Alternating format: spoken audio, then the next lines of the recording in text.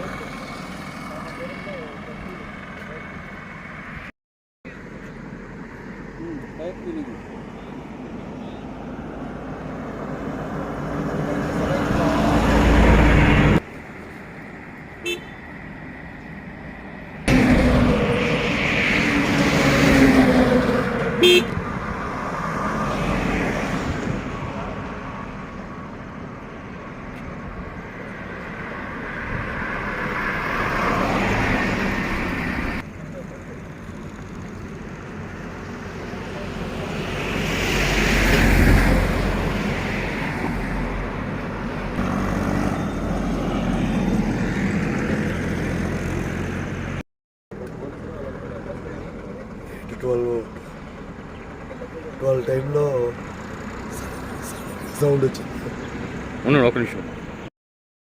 టైంలో సడన్గా పెద్దగా సౌండ్ వచ్చింది. అందరం మంచి నిద్రలో ఉన్నాం. లేచి చూసేసరికి మొత్తం పక్కన పడిపోయాం. ఏం జరిగింది, మరి ఒక నిద్రపోయాడా, ఏం జరిగిందని మనకి ఐడియా లేదు. నేను మా పాప బెంగళూరు నుంచి ఎదురుకున్నాను. నమస్కారం అండి.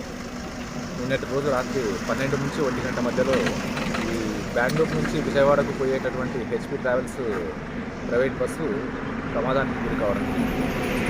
ఇందులో సుమారు 12 నుంచి 1 గంట మధ్యలో ఈ డ్రైవర్ కాస్త నిద్రమత్తులో ఉండి ఈ లైట్ టర్నింగ్ దాటిన తర్వాత రోడ్డు డివైడర్ ఎక్కించి రోడ్డుకు అవతల పక్క ఉండేటటువంటి బ్యారికేడ్ని ఢీకొని ఈ పక్కనే ఉండేటటువంటి ముందర పడిపోవడం జరిగింది. దీంట్లో ఒక ప్రయాణికుడు కొద్దిసేపటి తర్వాత ప్రమాదం తర్వాత కొద్దిసేపటి తర్వాత చికిత్స మరణించడం జరిగింది. ఇంకొకరికి ఫ్రాక్చర్ జరిగింది. మిగతా ప్రయాణికులకు ఎవరికి దెబ్బలు తగలలేదు.